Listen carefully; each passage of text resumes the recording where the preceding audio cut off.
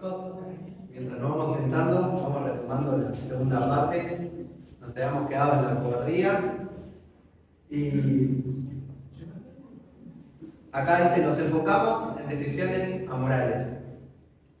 Hay una cuestión de que hay decisiones que tenemos que decidir entre dos cosas que no son ni buenas ni malas. Y eso es clave, porque es lo mismo, es decir, no es... Por ejemplo, si quiero decidir entre vivir en La Ferrere, San Justo, Ramos Mejía o Casanova, esa es una decisión amoral, porque ninguna de las opciones es mala en sí misma. ¿Sí? Si quiero ir a estudiar a la Universidad de La Matanza o a la UBA, es una decisión amoral. Cualquiera de las dos opciones es válida. Si quiero estudiar o elegir un oficio, si quiero comprar una casa o alquilar un departamento, todas esas son decisiones amorales. ¿Sí? Por ejemplo, si tengo que estudiar biología o economía, ninguna de las dos está mal. ¿Sí? Las dos son carreras válidas. Lo que sí, si alguno me dice, no, yo quiero estudiar medicina para poder hacer abortos, o estudiar abogacía para mentir y hacer trampa y ganar dinero siendo corrupto, eso sí estaría mal. Pero después estudiar abogacía o estudiar medicina es lo mismo, está bien. ¿Sí? Cualquiera de las dos decisiones, opciones que elijan va a estar bien. Si te compras una casa o un auto para llenar tu ego y mostrarte superior al resto, va a estar mal. Pero si lo haces porque es un medio de comodidad, va a estar bien. Si tu motivación es la correcta y elegir una carrera, comprar algo, es una decisión amoral. ¿Sí? Y no hay que sobreespiritualizarla. La Biblia no habla acerca de cada decisión que debemos tomar. Lo que sí habla la Biblia es acerca de buscar el reino de Dios, buscar su justicia, y deberíamos enfocarnos más en eso.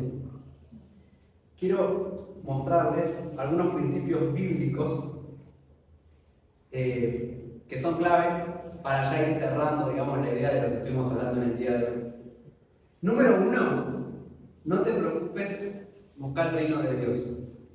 Fíjense lo que dice Mateo 6:25 al 34. Por eso les digo que no se preocupen por la vida diaria, si tendrán suficiente alimento y bebida y suficiente ropa para vestirse. ¿Acaso no es la vida más que la comida y el cuerpo más que la ropa? Miren, los pájaros no plantan, ni cosechan, ni guardan comida en graneros, porque el Padre Celestial los alimenta.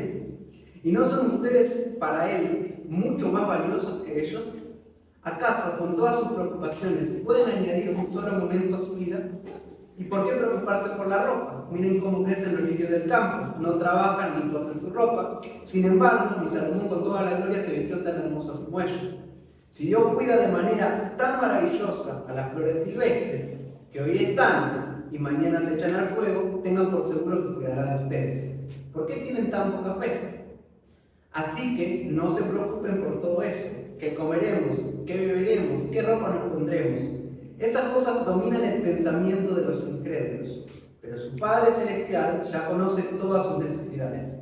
Busquen el reino de Dios por encima de todo lo demás y lleven una vida justa y Él les dará todo lo que necesitan.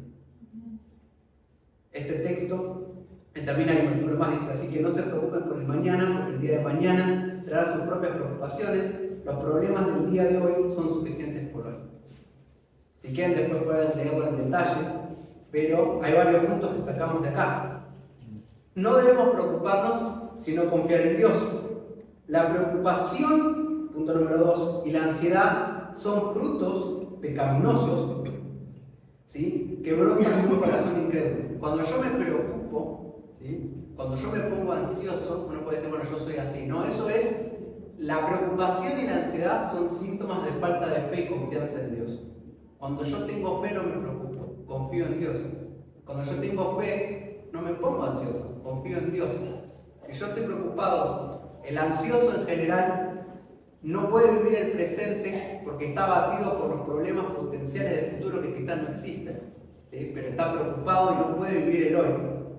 Jesús no trata la obsesión por el futuro, como una cuestión personal, sino como una evidencia de poca fe. Dice, ¿por qué tienen tan poca fe? La preocupación y la ansiedad reflejan nuestra falta de confianza en la bondad y la soberanía de Dios. La preocupación es un asunto espiritual y se contrarresta con fe. La manera de Dios para ayudarnos no es darnos un vistazo al futuro, ni tampoco decirnos qué decisiones tomar. Lo que Dios hace es decirnos: yo conozco el mañana, confía en mí. Yo cuido de ustedes, no se preocupen. Ese es el mensaje que Dios nos transmite. Vivan el hoy, tomen decisiones, no se preocupen en exceso por el mañana, yo tengo el control de su vida.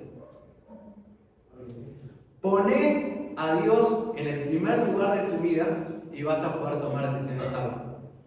Busca el reino de Dios. Si Dios es tu prioridad, todos los demás aspectos de tu vida van a venir por añadidura. Todas las demás cosas vas a ser bendecido si pones a Dios en primer lugar. Número 2.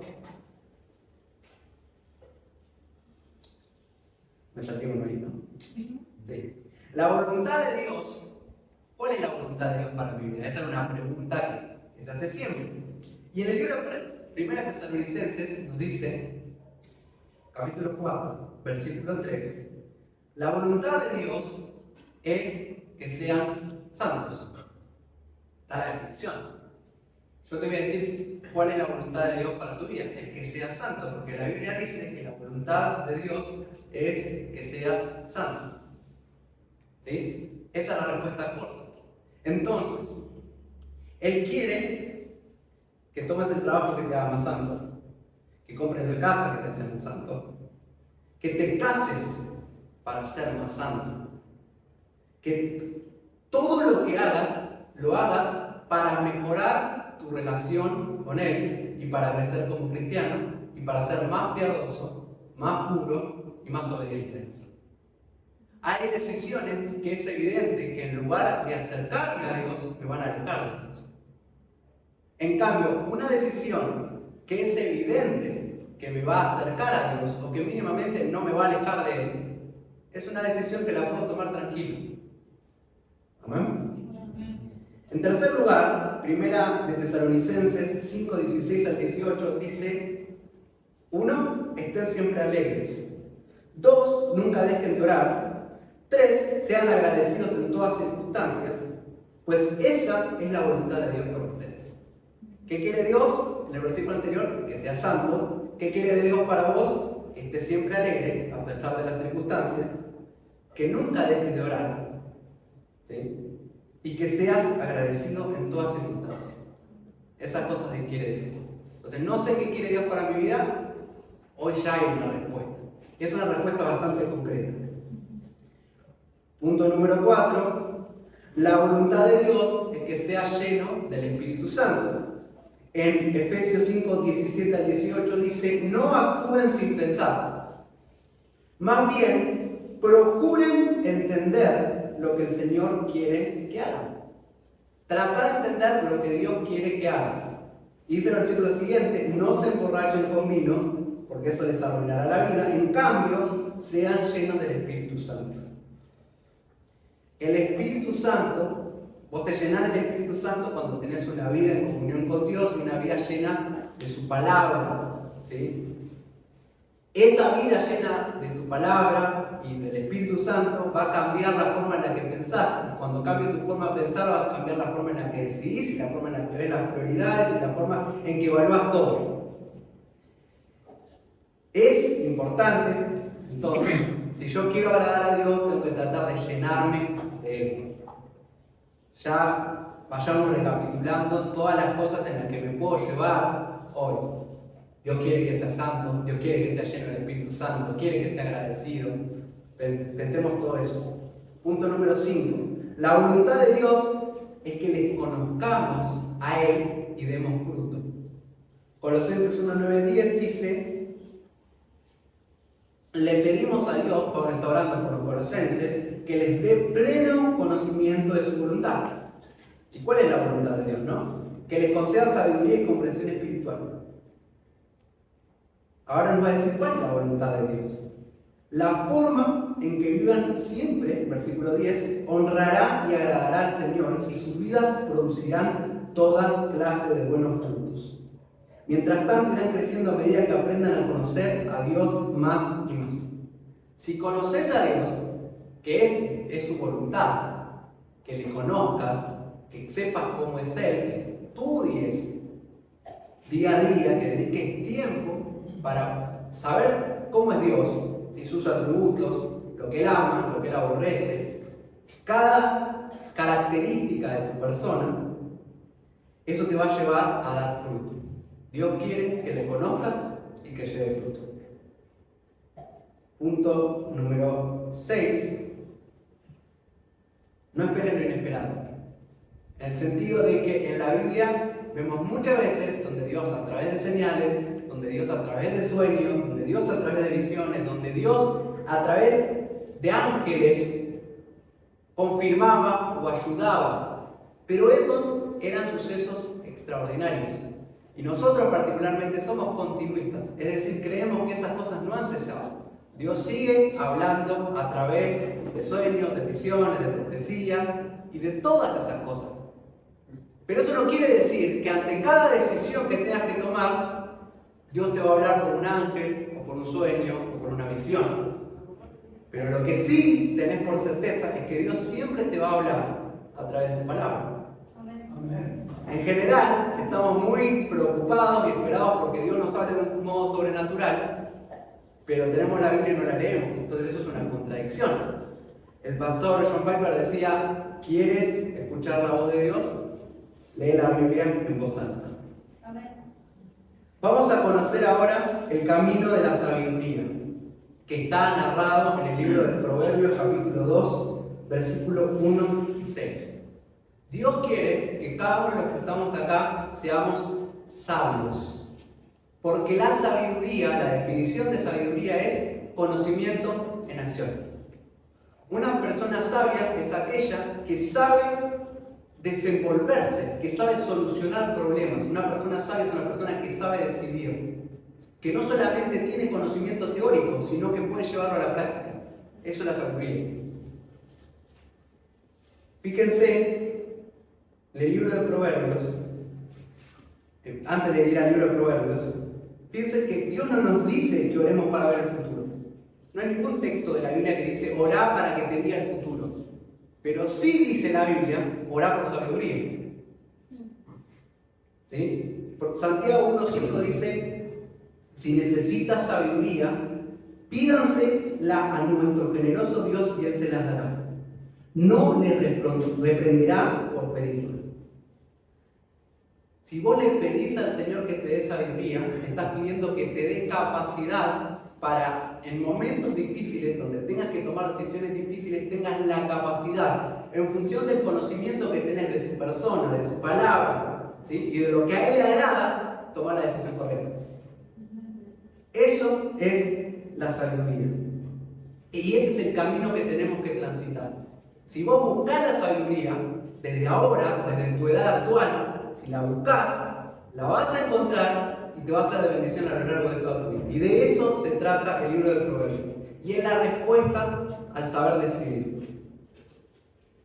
La sabiduría nos ayuda a decidir y nos guarda de peligros. Proverbios 2, capítulo 1, quiero que leamos todos esto porque es riquísimo lo que dice Proverbios 2. Hijo mío, dice, presta atención a lo que digo. Porque la persona sabia escucha. Escucha. Y en general, en la adolescencia y en la juventud, no nos gusta escuchar. ¿No? No nos gusta escuchar. Pero la persona sabia escucha. Escucha a mamá, escucha a papá, escucha al pastor, escucha a la gente que tiene más experiencia que uno. Atesora mis mandatos. Las cosas que te dice papá, que te dice mamá, que te dice el pastor, que te dicen en la iglesia, guardalas en tu corazón, porque te van a decidir en momentos claves de tu vida donde tengas que tomar decisiones. Afina tus oídos a la sabiduría. Es decir, como sintoniza tu oído a la sabiduría. ¿Sí? Hay personas que claramente no nos transmiten sabiduría, sino necedad. que no tienen nada para enseñarnos. No te juntes con esa persona. La gran evidencia de eso es cuánto tiempo, por ejemplo, dedicás a leer la Biblia, a buscar de Dios, a leer un libro cristiano, a tener un devocional, y cuánto tiempo dedicás a mirar series, por ejemplo, o a estar en internet o en las redes sociales. Lo segundo no te sirve para nada más que para entretenimiento. Lo primero genera sabiduría en tu corazón y te va a hacer un hombre y una mujer maduro en el largo plazo. Concéntrate en el entendimiento, le dice. Clama por inteligencia y pide entendimiento. Ese tiene que ser mi búsqueda. Tengo que buscar la sabiduría. Búscalo como si fueran plata. Dice, como si fueran tesoros escondidos. Lo más valioso, está diciendo, que puedes tener es sabiduría. Entonces comprenderás lo que significa temer al Señor y obtendrás conocimiento de Dios. Y acá hay una buena noticia, pues el Señor concede sabiduría. De su boca provienen el saber y el entendimiento. Al que es honrado, Él le concede el tesoro del sentido común. Él es un escudo para los que caminan con integridad. Él cuida la senda de los justos y protege a los que le son fieles. Entonces comprenderán lo que es correcto, justo e imparcial. Fíjese que la persona que afinó su oído a la sabiduría, que buscó la sabiduría, que tomó la sabiduría, que emprendió el camino de la sabiduría, sabe lo que es correcto, justo e imparcial. No tiene dudas, le es fácil decidir. Y encontrarás el buen camino que debes seguir. Pues la sabiduría entrará en tu corazón y el conocimiento te llenará de alegría. Las decisiones sabias te protegerán, el entendimiento te mantendrá salvo. Lo que quiere decir este texto es que si vos te nutrís de Dios, te nutrís de la palabra de Dios, te nutrís de la mentalidad de Dios, te va a resultar fácil decidir. Porque vas a discernir lo bueno de lo malo. Porque vas a tener una visión espiritual y una madurez espiritual que para vos va a ser evidente qué es lo que Dios quiere. Porque sabés cómo Dios piensa y cómo Dios es. ¿Sí? No necesitas orar por algo puntual. Porque ya tenés una vida de oración. ¿Sí? No estás orando todo el tiempo, pero dedicás todos los días un tiempo a orar, un tiempo a leer la palabra y estás conectado con Dios. La sabiduría nos libra de peligros. Si ustedes leen Proverbios 2, por ejemplo, nos dice que nos libra de los hombres malvados, en el versículo 12, de las sendas tenebrosas, en el versículo 13, de los caminos torcidos, es decir, de las decisiones equivocadas, y de la mujer ajena con sus palabras seductoras. De todo eso te libra la sabiduría. Entonces la pregunta es ¿cómo tengo sabiduría? Porque la sabiduría parece ser la respuesta a saber tomar decisiones. En primer lugar, leyendo la palabra. Porque la palabra es el conocimiento de Dios. Pero la palabra no es solamente un conocimiento teórico, es un conocimiento que cambia nuestra forma de pensar. El versículo 2 de Romanos 12, que es muy conocido, dice: no imiten las conductas y las costumbres de este mundo. Estamos rodeados y avasallados por las culturas de este mundo, porque todo lo que consumimos proviene de este mundo. Pero lo que dice el apóstol es, más bien, deje que Dios los transforme en personas nuevas al cambiarles la manera de pensar. Dios cambia nuestra forma de pensar y nosotros pensamos con un entendimiento renovado. Y eso lo hace a través de la palabra. Y fíjense cómo termina el versículo. Entonces aprenderán a conocer la voluntad de Dios. ¿Cuándo conocés la voluntad de Dios? Cuando Dios transforma tu manera de pensar. Si vos pensás como Dios piensa, porque el Espíritu Santo está en tu vida y porque conocés a Dios y conocés su palabra, conocés la voluntad de Dios, la cual es buena, agradable y perfecta. Entonces, si querés conocer la voluntad de Dios, tenés que leer la palabra. En segundo lugar, tenés que recibir el consejo de tus mayores. Si yo quiero ser sabio, me rodeo de personas sabias. Y esto significa que trato de no juntarme con malas influencias o gente que no es sabia. Porque en general las decisiones importantes a veces las tomamos comentándolas con gente que no tiene nada para aportarnos. Fíjense lo que dice Proverbios 1:5. Que el sabio escuche estos proverbios y sea aún más sabio. Cuando nuestra influencia, cuando nos rodeamos de gente sabia, cuando escuchamos a la gente que tiene más experiencia que nosotros, nos volvemos sabios. ¿Sí? Es contagiosa la sabiduría, pero la necedad también es contagiosa. Proverbios 12:15 dice: los necios creen que su propio camino es el correcto. Yo tengo razón, yo no necesito consultar a nadie, yo hago lo que yo quiero. Ese es un necio.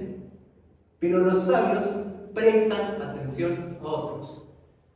¿Qué hacen los demás? ¿Qué hacen la gente adulta en la iglesia? Que son ejemplos, que tienen una familia, los que llegaron a estudiar una carrera, los que tienen un trabajo. Puedo ver qué hicieron bien ellos y preguntarles: ¿cómo hiciste para conseguir ese trabajo? ¿Cómo hiciste para casarte? ¿Cómo hiciste para tener hijos? Veo que tu matrimonio debe... Les pregunto y me nutro de sus consejos. ¿Sí? Proverbios 15:22. Los planes fracasan por falta de consejo. Muchos consejeros traen éxito. Consigue todo el consejo y la instrucción que puedas, dice Proverbios 19:20, para que seas sabio por el resto de tu vida. Rodéate de gente sabia. Es como el rey Robam, que fue a conseguir el consejo de los jóvenes en lugar de consultar a los grandes, y así le fue. Entonces, número 1, lee la palabra si quieres ser sabio. Número 2, rodéate de gente, hace una red de influencia de gente que vos ves que son sabios, y eso va a ser provechoso para tu vida. Y número 3, tenés que orar. Pero pedile a Dios, no le pidas a Dios que te revele el futuro, porque ya hablamos de eso. No le pidas a Dios que te dé una señal, no le pidas a Dios que te diga lo que tenés que hacer. Pedile iluminación, pedile que abra tu mente para poder entender su palabra, pedile que te dé sabiduría. No tenemos sabiduría porque no la pedimos. Pedile que te ayude a tomar buenas decisiones. Pedile por buenas motivaciones a la hora de hacer cosas. Pedile por confianza, por obediencia, por fe, por humildad, para que puedas ser enseñable, para que Dios ponga a tu alrededor gente que te ayude. Hay muchas cosas por orar que Dios te las va a dar.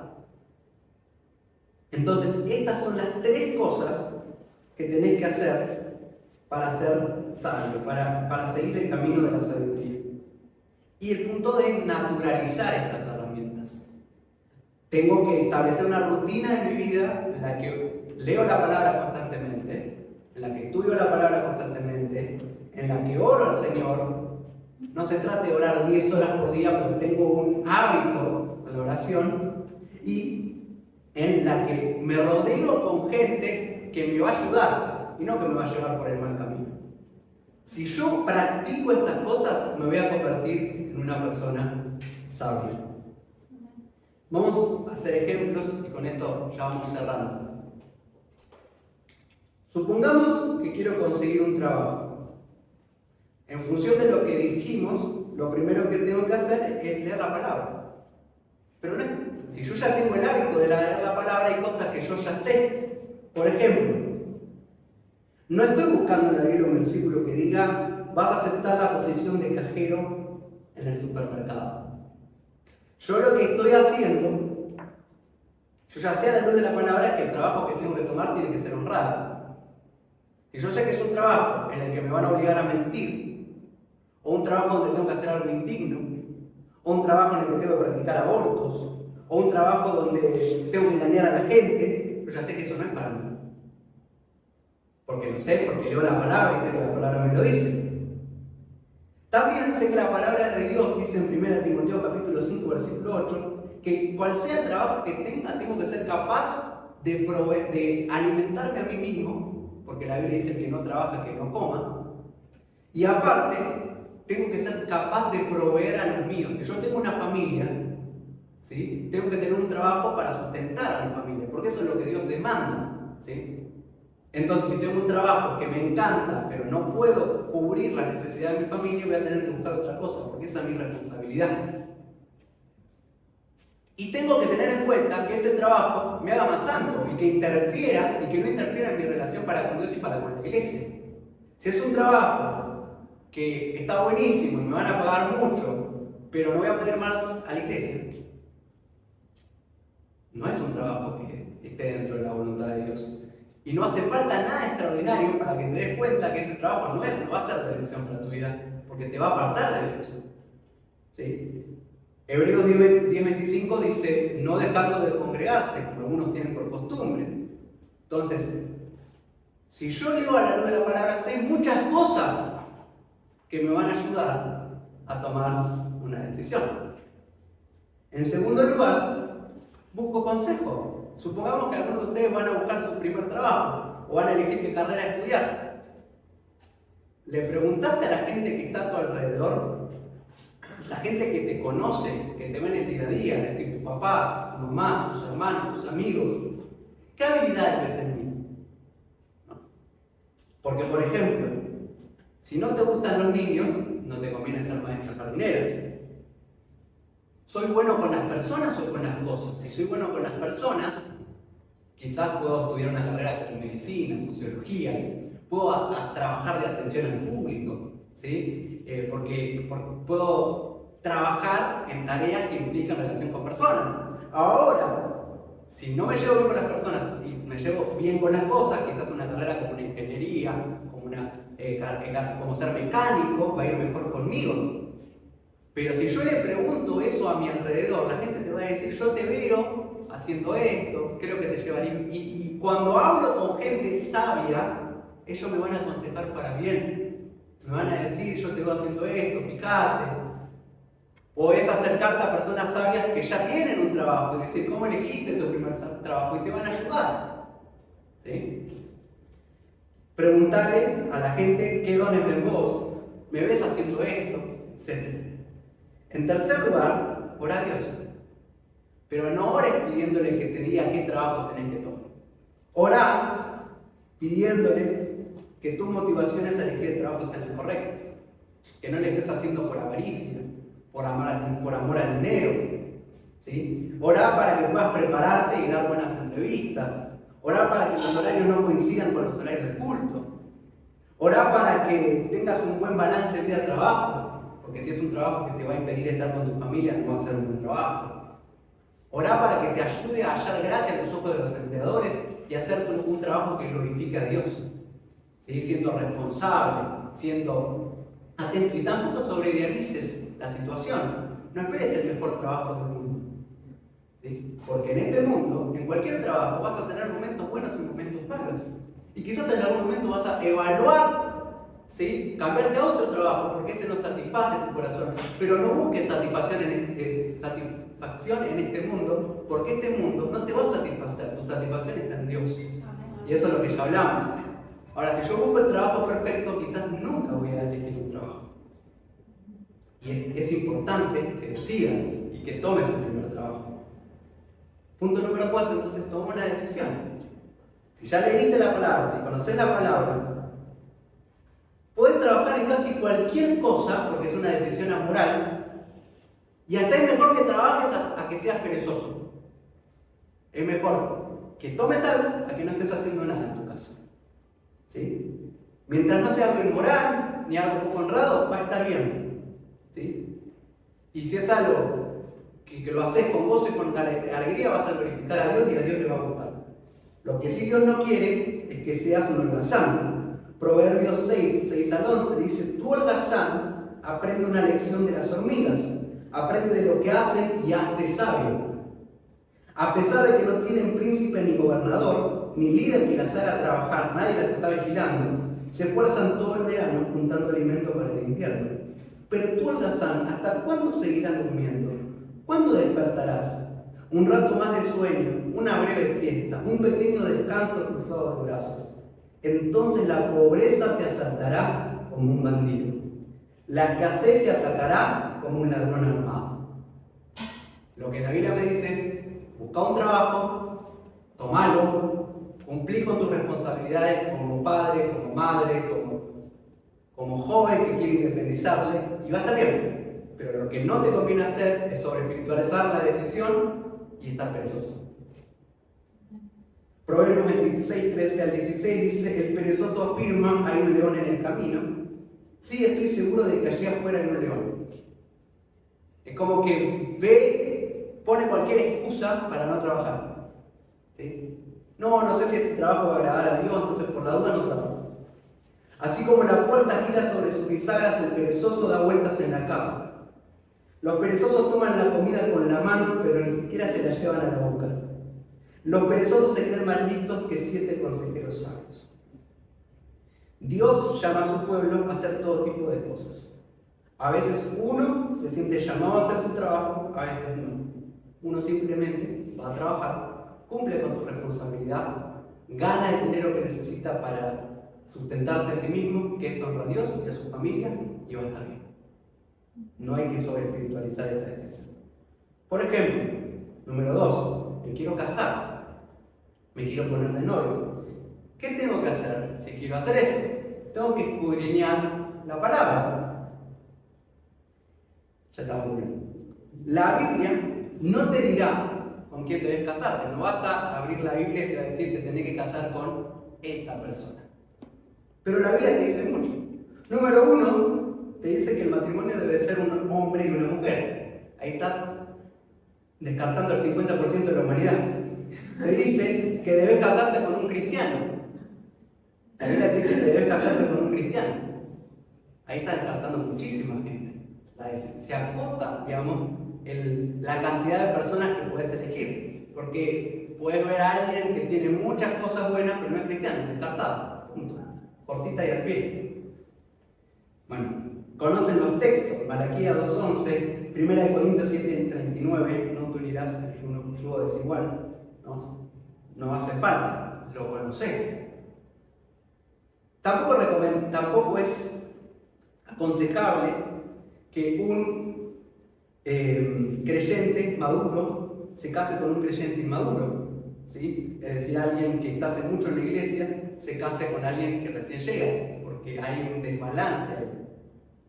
Ni que un cristiano evangélico se case con un católico, ni que alguien conservador se case con un liberal. No es lo ideal.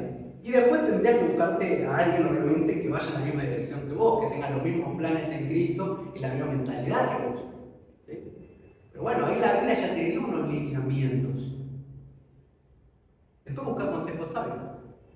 Y esto me parecía muy interesante, porque en general, los jóvenes, y los que estuvimos en el pasado, cuando vos vas a tomar una decisión importante como esa, tenés que preguntarle a la gente que está a tu alrededor.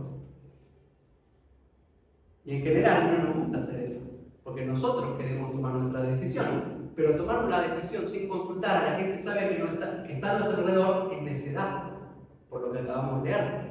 Porque el necio cree que tiene razón, pero el sabio se rodea de gente. ¿Y qué le puedo preguntar? ¿Están de acuerdo? Me gusta tal persona. ¿La ven como una buena persona para mí? ¿Cómo me ven junto a esta persona? ¿Me ven mejor o me ven peor? ¿Me ven con paz? ¿Me ven creciendo espiritualmente? ¿O desde que estoy con esta persona me ven frustrado, inestable emocionalmente, triste? Y ellos te van a hacer preguntar. Entonces ¿qué piensan tus papás? No, yo a mi papá no le pregunto porque está en contra. Pero le preguntaste por qué está en contra. ¿Qué piensa tu pastor? ¿Le preguntaste al pastor? No, yo al pastor no le involucro, esto es una decisión mía. En general, cuando vos le preguntes a tu entorno, ellos te van a decir cómo te ven. Si te ven mejor, si te ven feliz, si te ven más alineado con Dios, si te ven estable, te van a decir, yo te veo bien para casarte. En cambio, si te ven de que tenés un noviazgo que no va para ningún lado, que desde que estás con esa persona estás peor, no te afianzaste en la iglesia, no tenés un trabajo estable, no hay un rumbo, te van a decir, no estás para casarte, y van a tener razón. Entonces, Buscá consejo sabio. Creer que vos podés tomar esa decisión por vos solo es necedad. En tercer lugar, ora a Dios. Pedile que te dé motivaciones santas. No deberías casarte por lujuria, tampoco por dinero, tampoco por miedo a la soltería. Pedile a Dios que te ayude a ser transparente, a conocer a la otra persona y que la otra persona te conozca tal como sos. Pedile a Dios que te ayude a tomar una decisión sabia y no basada en las hormonas ni basada en el tiempo. Y también pedile que no te deje postergar una decisión solamente por cobardía. Cuando vos hablaste con la gente de tu alrededor, oraste, y en la Biblia no hay nada que te impide tomar la decisión.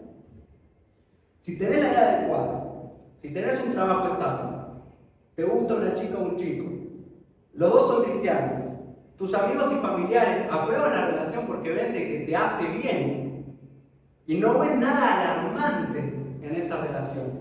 Por ejemplo, que es una relación tóxica, que ya hubo experiencias donde hubo violencia verbal o física, que ellos te lo van a decir, que te ven radiante en lugar de verte deprimido, triste, cada 2 por 3 una relación de que es turbulenta.